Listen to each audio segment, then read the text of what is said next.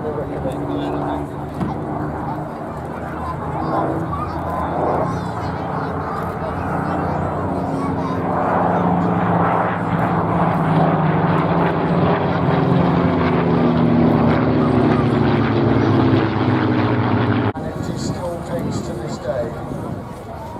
And here's a site we will have seen at Dunkirk, defending those beaches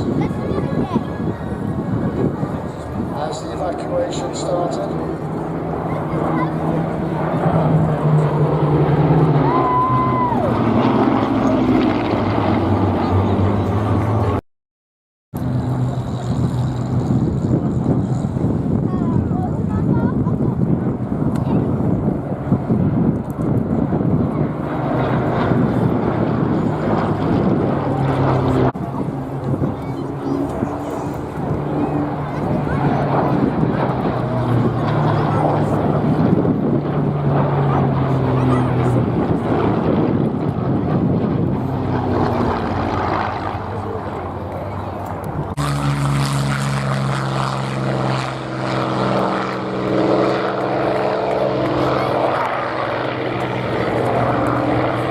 See it?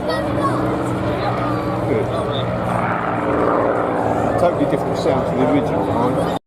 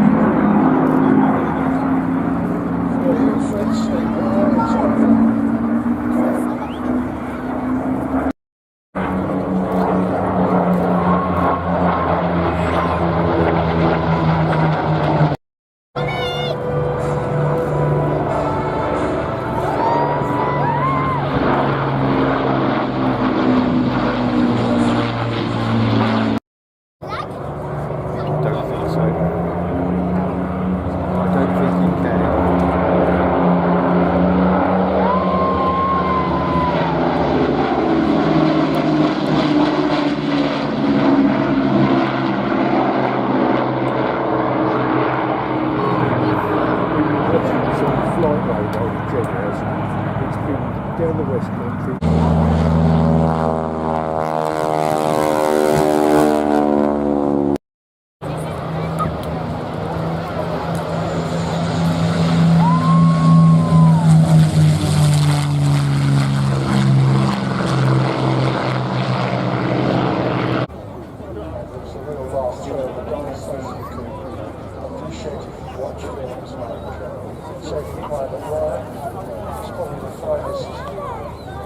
Depiction of the Apache on the beaches on the film by Spielberg.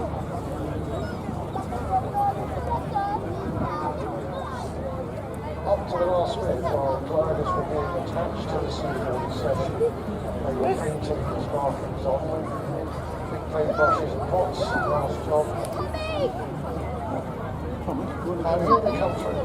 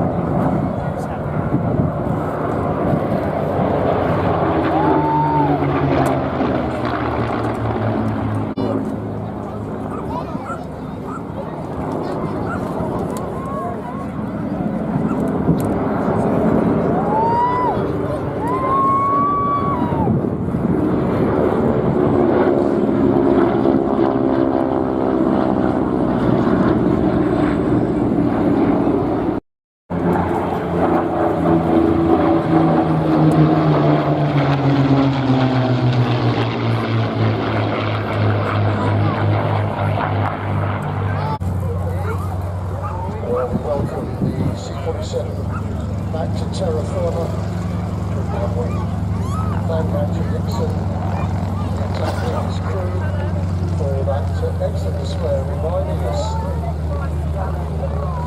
the sight, sound and the look of this wonderful airplane. Literally thousands of them were built.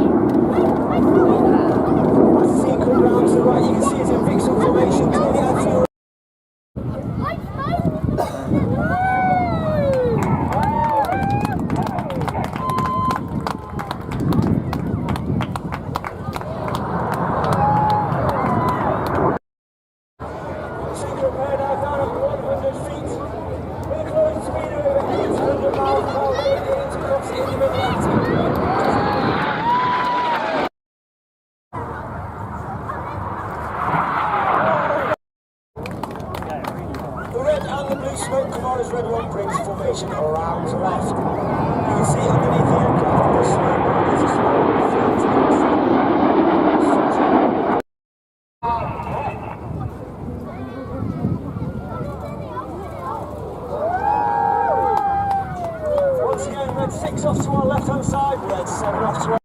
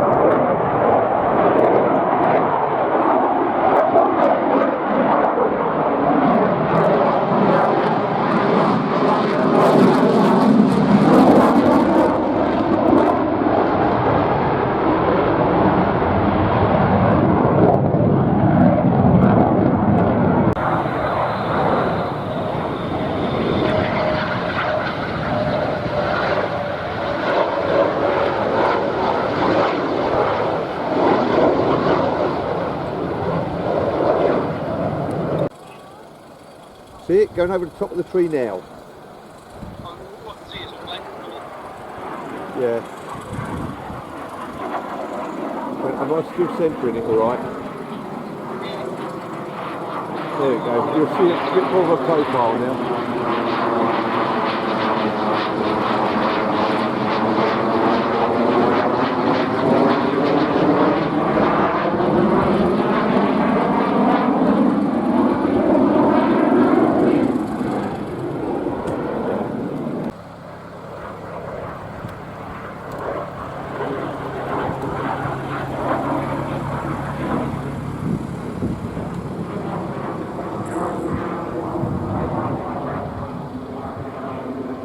Yeah, but we all did the same.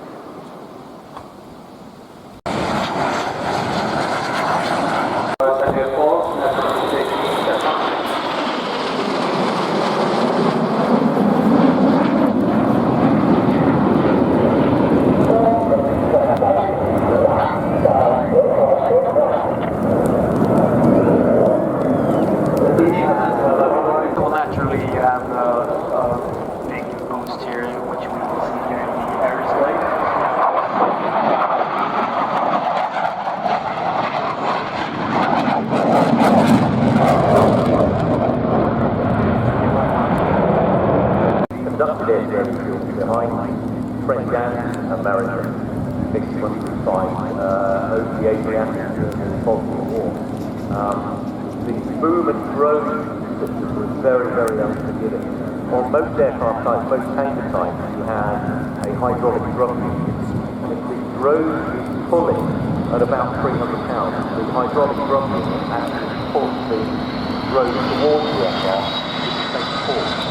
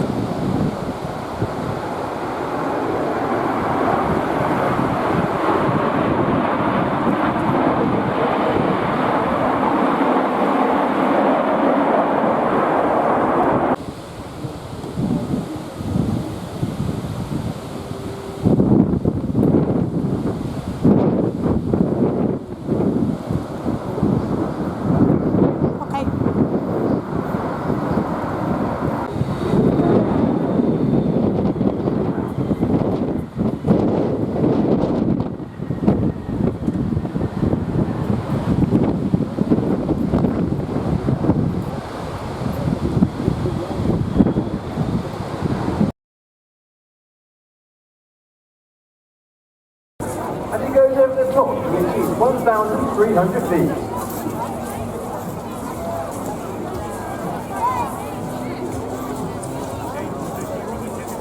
He's there on 90 degrees and Mars pointed straight up, before completing a stall turn at almost 0 airspeed.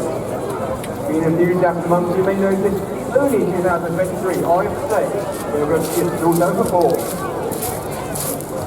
These days now serves as the Royal Air Force, and when not displayed, he's responsible for training qualified military pilots and become instructors on the RAF Tutor.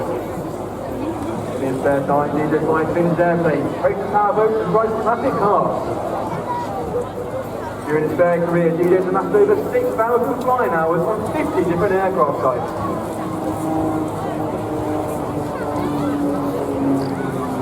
The Tutor is operated by number 6 Flying Training School, primarily for UAS students and air cadets.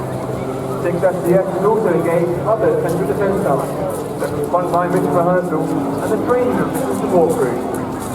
Keep quiet now, to give you a moment to appreciate the roar of the iconic engines as they make their initial approach to this place we here today.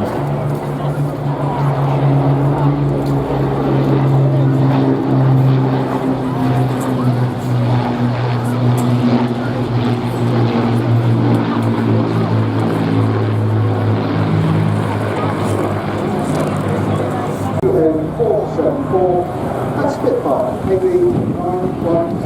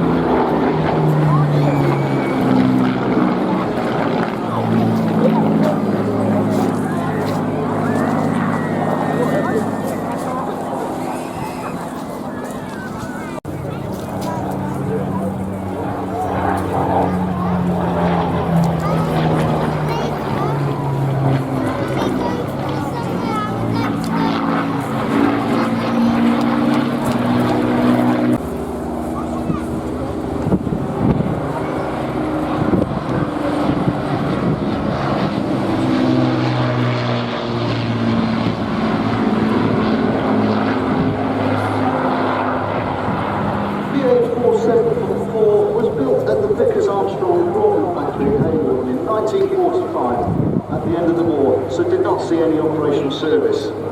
The aircraft joined the Belgian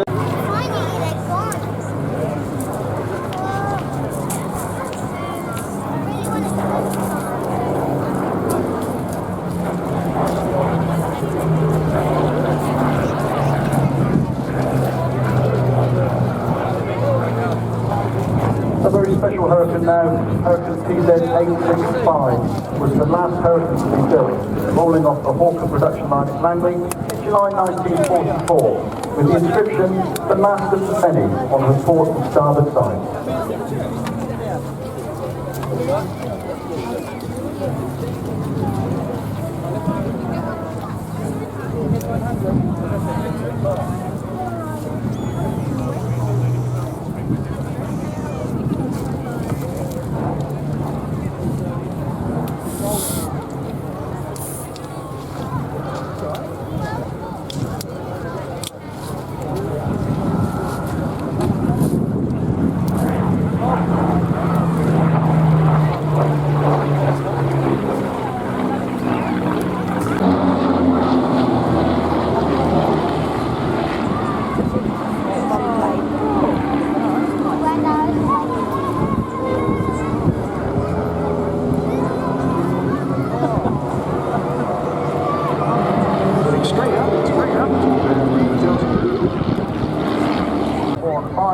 repositioning now, coming in line astern.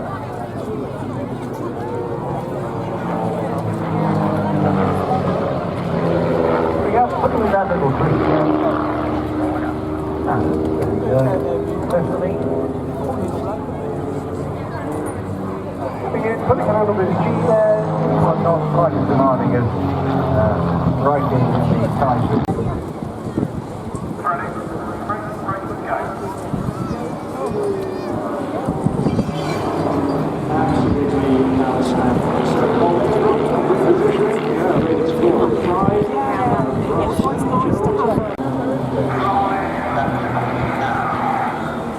Just see how calm that is.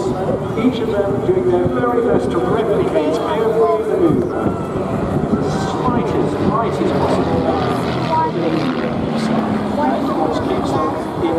Rolls up well in excess of 5,500 hours. Coming round now for the underside part.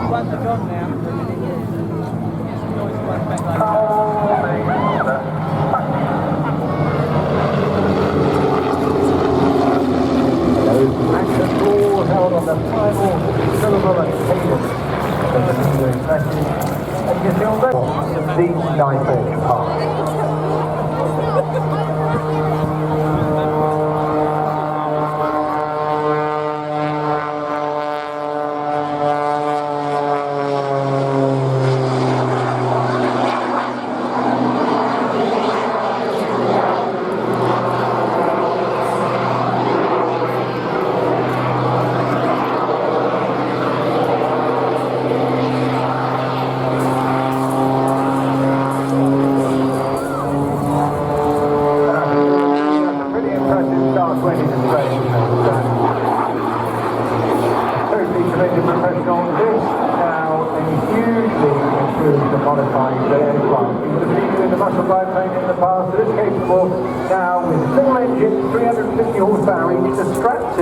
Just the forward edge, just behind the engine, just in front of where we should be sitting, adding that extra zip and power. And you'll see this hovering manoeuvre and gyroscopic manoeuvre throughout the course, as we say in display. Matching anything he's done in the past, incredibly agile. Now here he is, vertically in the hover, and if he holds it much longer, the aircraft will start to, there it is,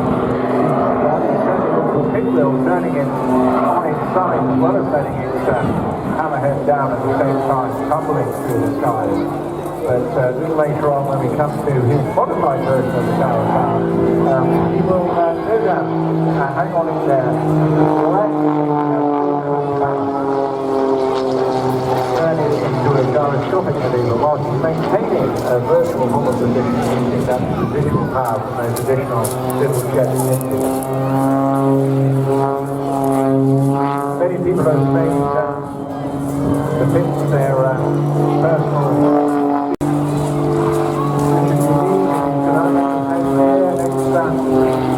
tornado pilot itself, pilots were flying in front of the DNA.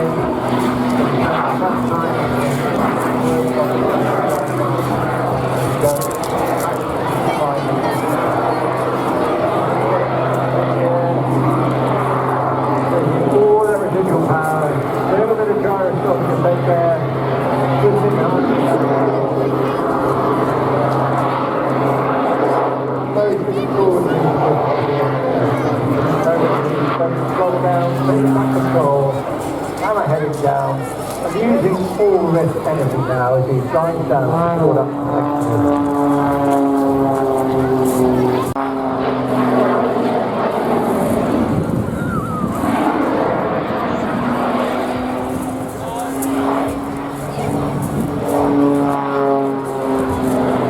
Flying same as usual as well. Look at that, the tower of power. Astonishing. He'll just be collecting his thoughts again now, checking the CPUs and whatever on the engine, ensuring that everything is ready to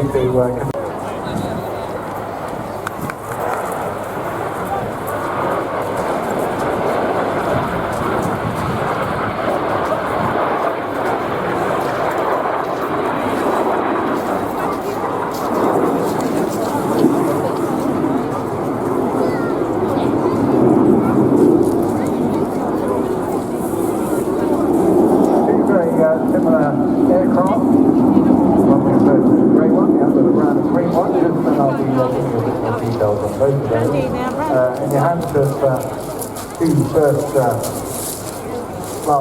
pilots as well, led by Ian Brett, or Bertie as he's known, who was involved very much in the display of the aircraft you watched this discovery. Coming out of the North Wales Military Aviation Stable up in Harlem, in Wales. Inextricably invested in a well-known Mark Petrie, responsible for bringing these aircraft into the United Kingdom. Sadly, he's not available to fly at the moment. 1.5 years. Lots about you today. 5.5 times. Great product and great spirit of the place.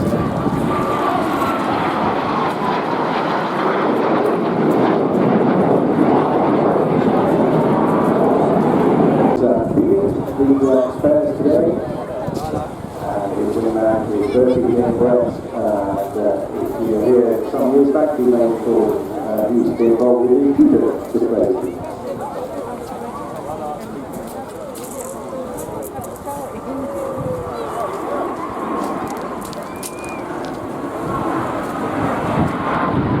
For the first half, you can see the sequence of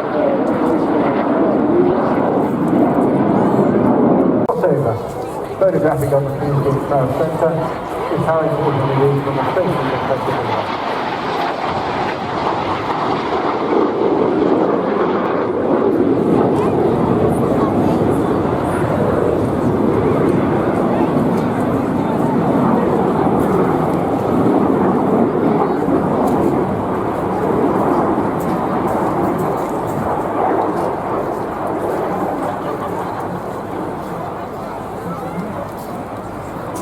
Pulling enough G to keep this wing as tight as possible, but pricing will nearly eliminate the fight.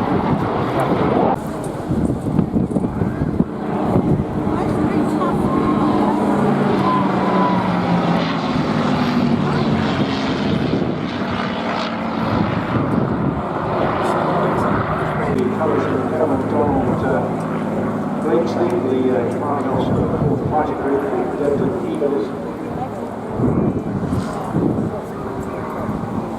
His radio call sign was Horseback Leader. Both aircraft operating from a dedicated hangar at East Midlands Airport. It's very close, of course, to the main Rolls-Royce site in Derby. Very powers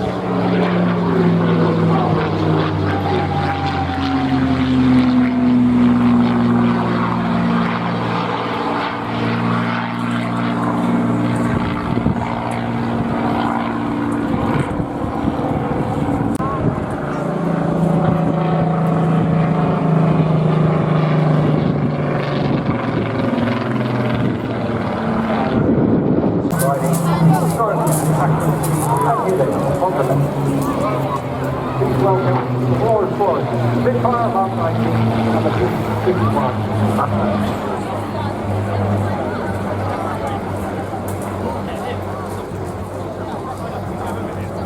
The nations include them, and the men and women who build and maintain.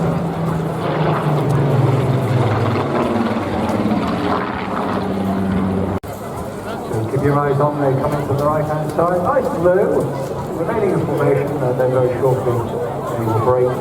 Will give us a full display of each aircraft capable. What a marvellous underside view that is.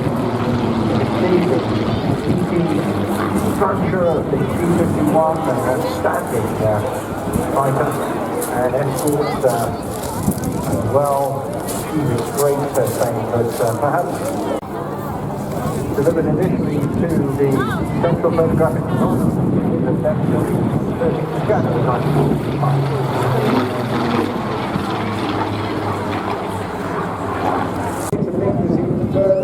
This aircraft, along with his sister aircraft, retired to Saratoga and stated as the 14th vehicle of Royal Air Force historic aircraft parts before going back to Britain.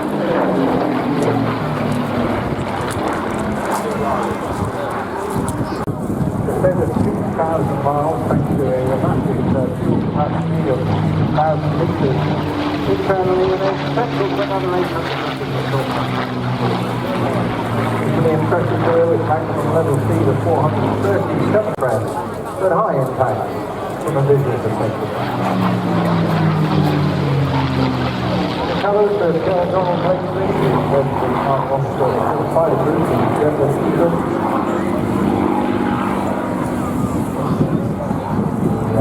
Design research to represent Blakely.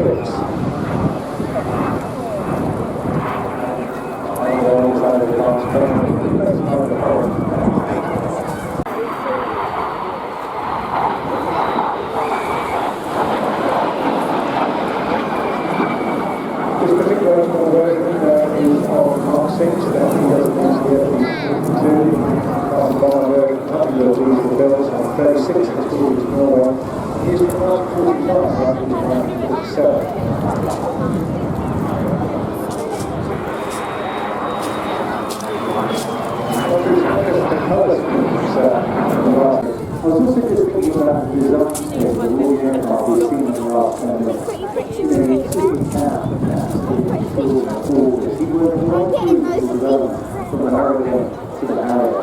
Okay, Mitchell, things developed for the full consumer line Spitfire. Voyager, this aircraft Lancaster, this is 11 years after this one here, and it's designed to double the clock, absolutely extraordinary.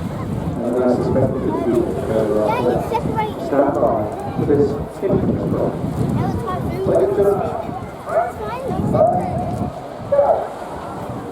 Ladies and gentlemen, I'd like to leave you one final thought, and that is the flight's motto, lest we forget.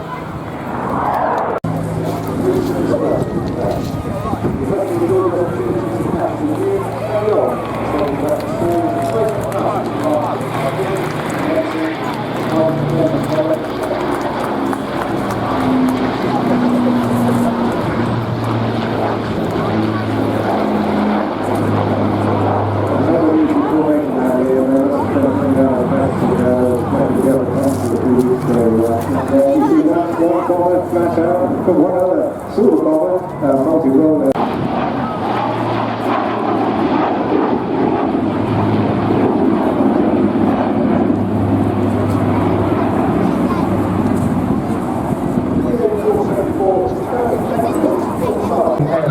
But it's those two Eurojet EJ200 reheated turbofans that give you that 40,000 pounds of power.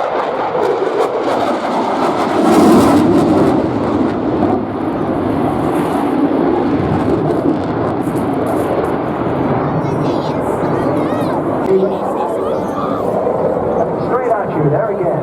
Just pulling out into the TV. Oh, marvelous.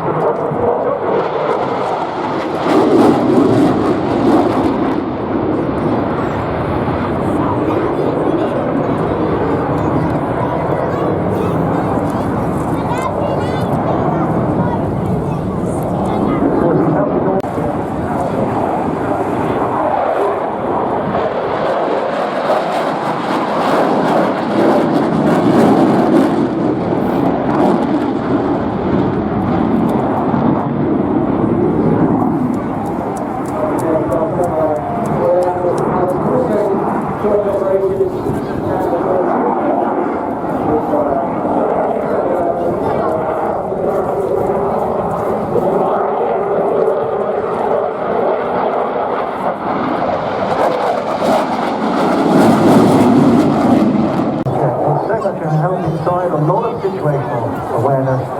There's even another little digital radio not referred to as marking vessel. Just giving them a little heads up on the information.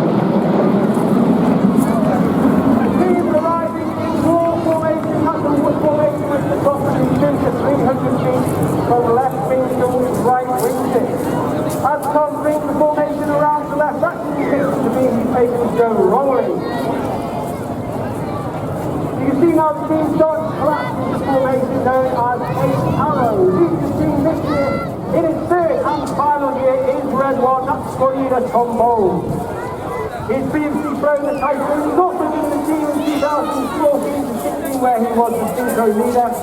And then he's flown Typhoon operationally. He's also qualified flying singer on the Hawk, Chinook and Dakota, where he was the Dakota display pilot in 2010. The smoke comes on for the 8 Arrow present. However, keep your eye on the formation as they conduct a dynamic chase stage. As let's separate from the On the far right-hand side of the west, we look at it, it's Red 4, right lieutenant on the submarine. In his first year on the field, he's involved in FGR4 and he's also found the Hawk C130. 140 personnel on the team, and over 130 there are the engineers, the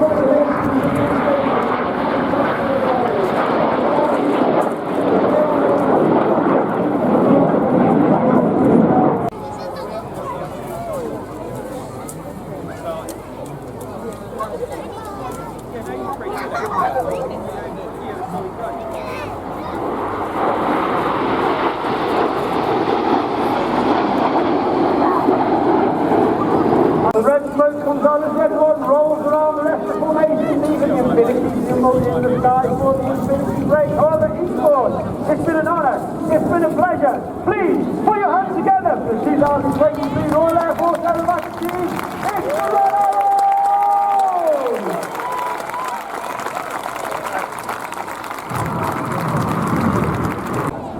The smoke comes on for the synchro pair as they split and perform the synchro rolling hard.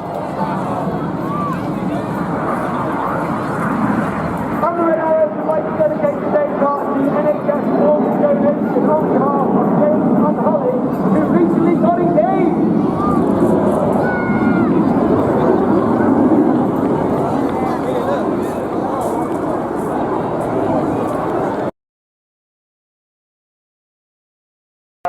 Of external munitions and internal loads, including paratroopers or stretchers, and very impressively can actually loiter in the sky for more than 3 hours if needed, which is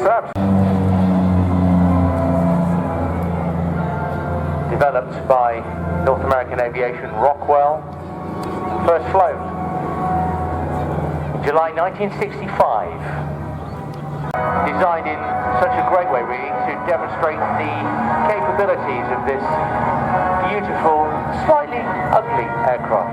And just found another target off to our left-hand side there, just putting in a strafing run once again, all clear, and pulling away to a safe height.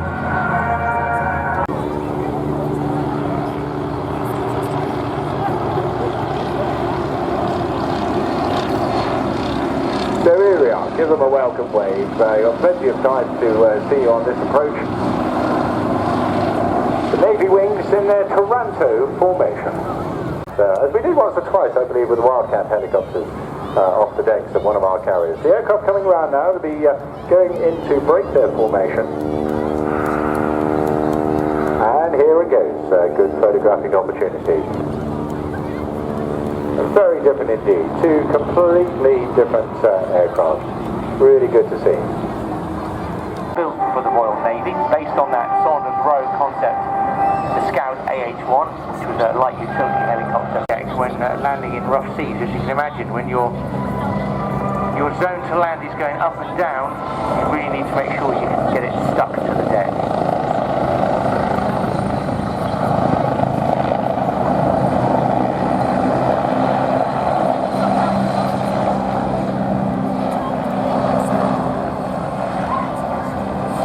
Taken out of service, certainly frontline service in the late 1980s. With a little bit of stick back, keeping the tail boom straight, not down to you. He's got a face full of people on the beach, so do give him a wave there. And that's him just giving his salute to you to say thanks very much for watching, and he'll soon move out of the way from in slightly higher position there, just giving it a bit of extra speed.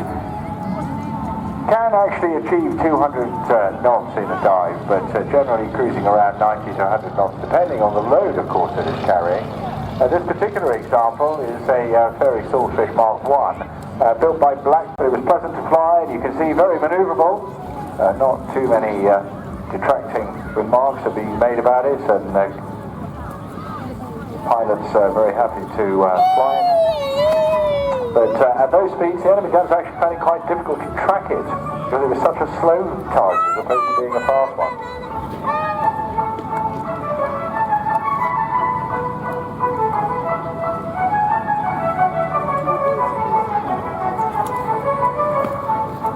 As with all naval aircraft that we talked about, of course, it's got to be folded up to get back back into a ship's hangar.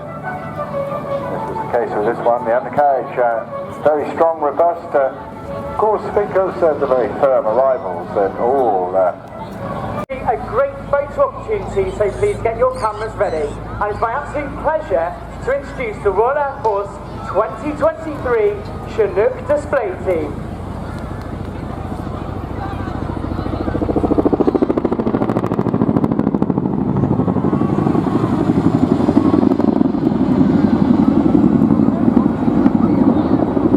The aircraft begins to brake left after that initial pedal turn. Retract that statement. This morning he looked very svelte. He's clearly doing a few sit-ups. So Jim's now bringing the aircraft nose up to 55 degrees before using the cycling to push forward 55 degrees nose down. Jim dives the aircraft back down towards the display hard deck of 100 feet. And he's setting up to push the aircraft to its limit for a second time. As he initiates the climb, you can hear the two Chinook engines popping up a big chunk of their 10,000 shaft horsepower. Did indeed. We've encouraged him to keep the number for the local truck driving school in his phone book, just in case. They're now running into the centre of the crowd from the right, and Jim is entirely dependent on JJ to pass her through this manoeuvre. Let's join them in the cockpit. now.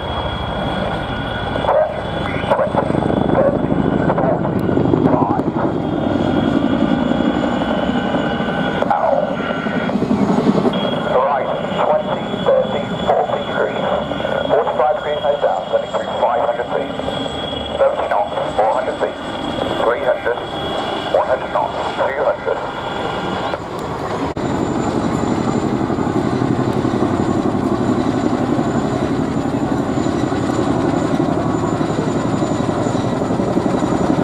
Everyone along the beachfront's getting a little taste of that delicious blade flap sound as the aircraft moves down. So you may see a little bit of a downwish. The aircraft's phenomenal downwish can sometimes reach 65 knots.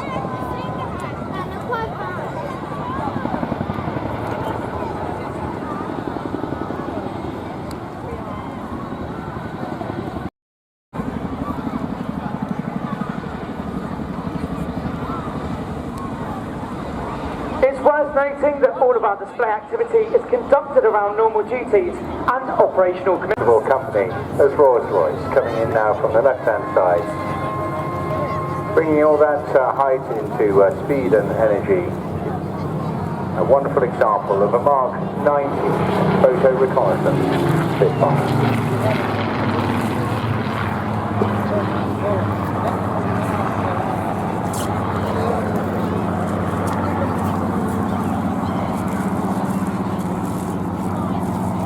The quantity of three retired into ceremonial and display duties and performing the bulk of what was then the Royal Air Force Historic Flight, the forerunner of today's Battle of Britain Memorial Flight. Well,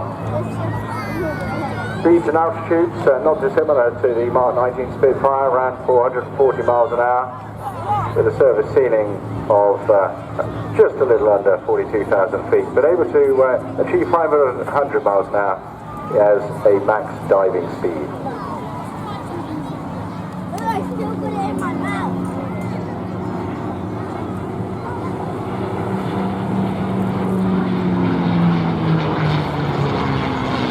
Mustang is a perfect fit. Its global appeal and celebrating a historic and ongoing relationship between Rolls-Royce and the United States Air Force. I'm going to do everything I can. It's actually on a leasehold arrangement.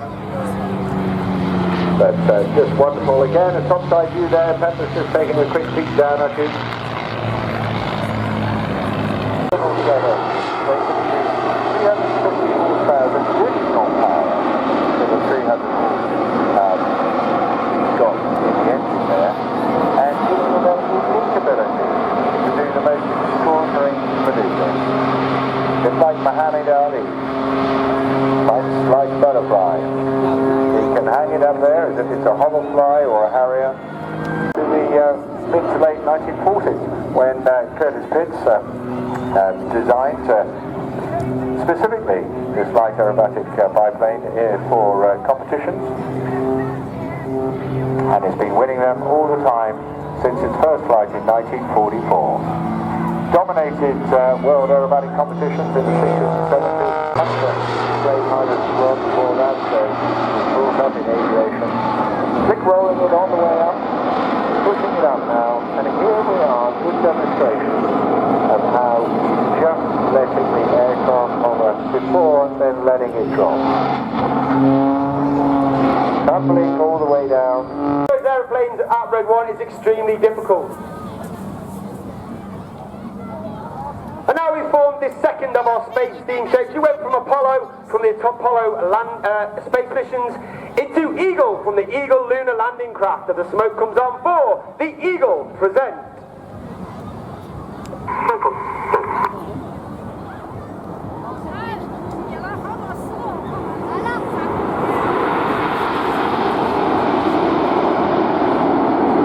The Signet presents.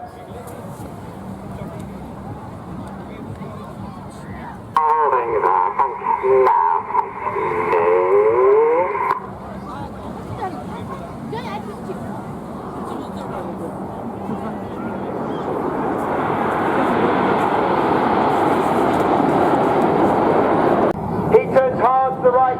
He's looking in the distance for Enid, and you can see them in the distance in an inverted V as Red 8 flies the Goose.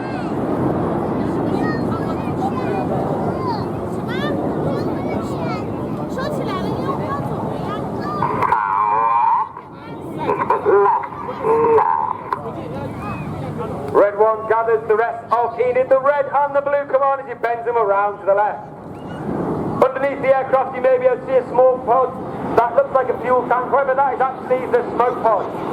That smoke pod is capable of producing 5 minutes.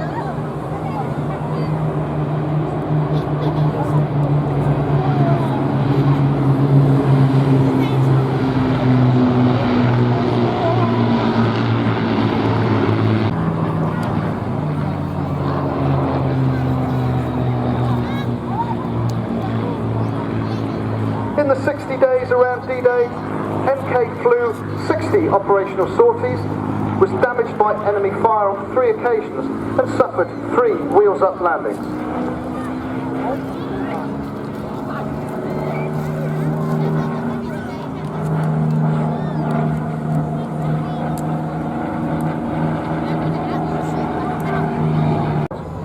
An absolutely staggering number.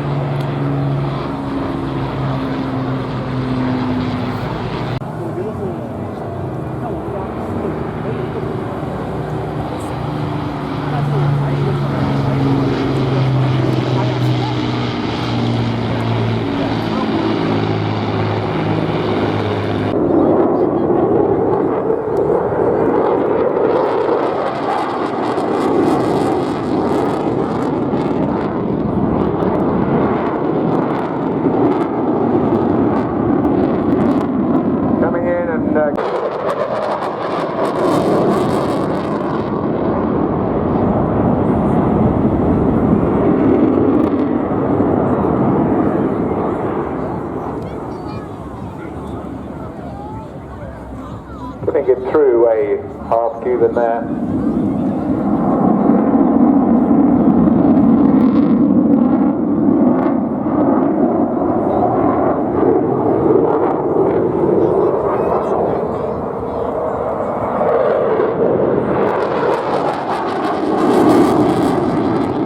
Coming out of that very turn into a very high.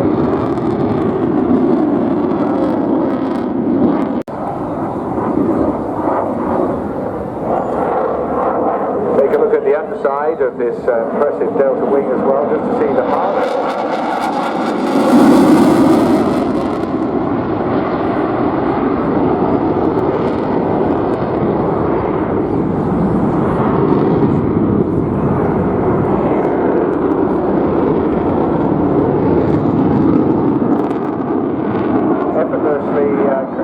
in this jet, very comfortable office up front.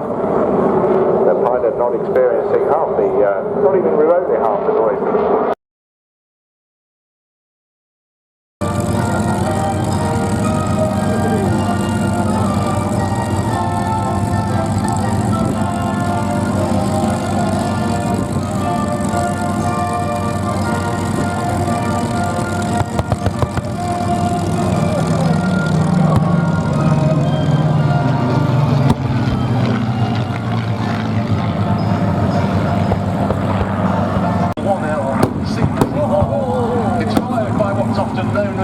The very, very rare two-seat version.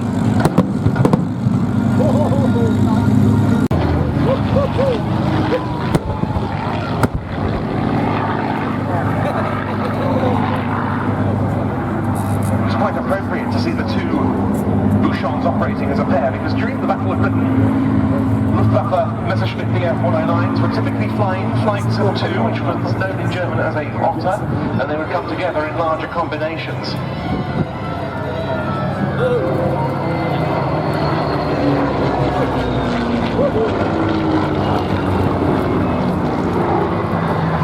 Voyager's endurance was not that great. They were able to just manage a few minutes dogfighting over British soil.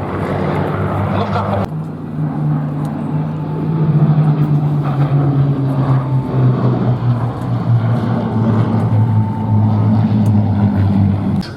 Stub wings with dummy bombs fitted.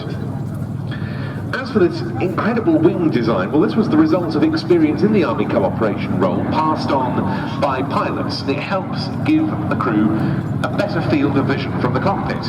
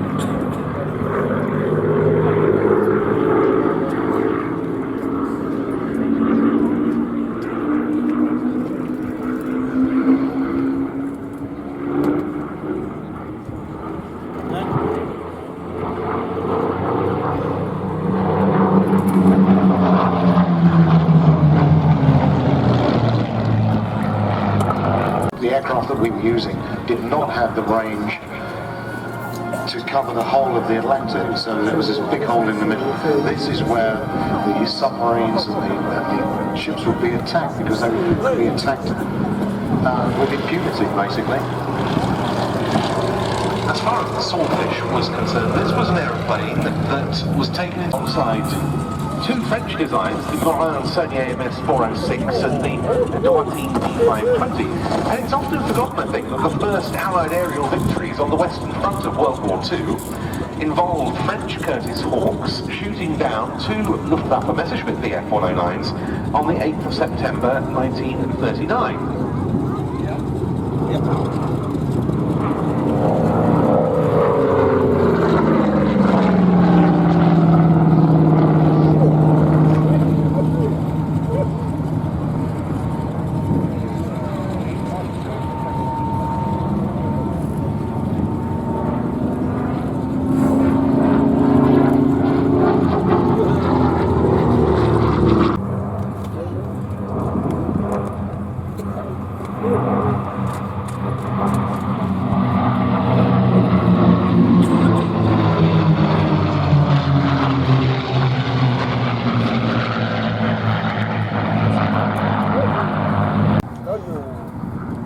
They had roughly the same altitude capability. They could both get to about 40,000 feet and still remain operationally viable.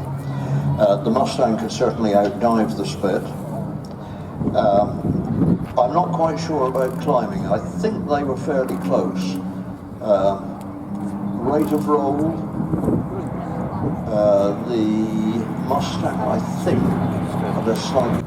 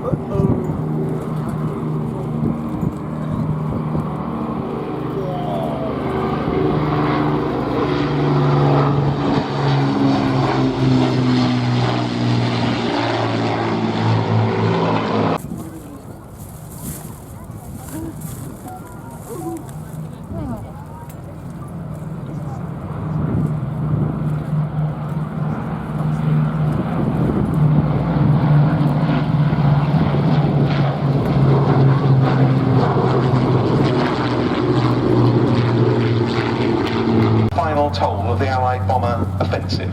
At least 80,000 Allied airmen and around 750,000 men, women and children on the ground.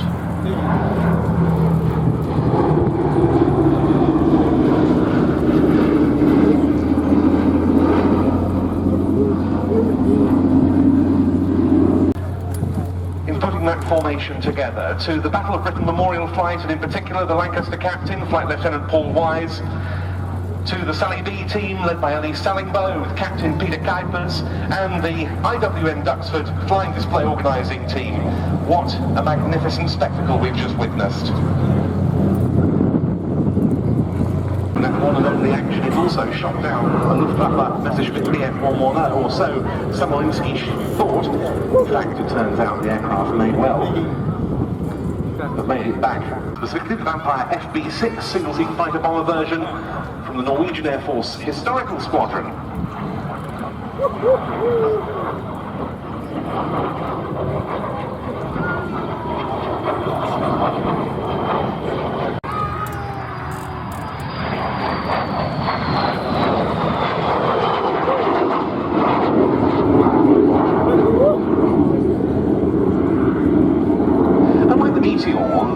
Vampire never saw any wartime service. The early examples which came into RAF use later in 1945 were relatively simple day fighters only.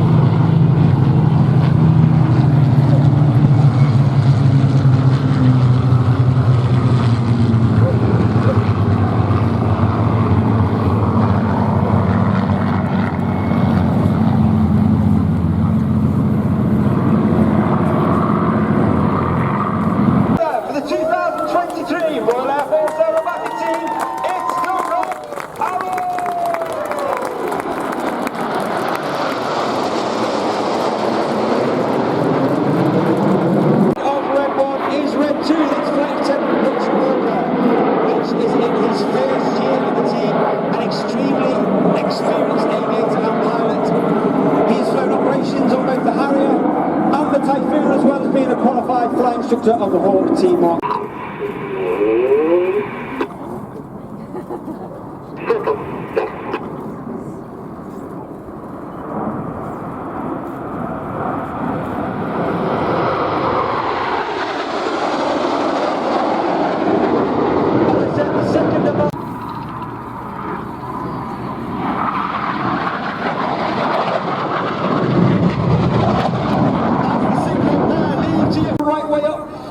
That 100 feet as they complete the manoeuvre of Boomerang.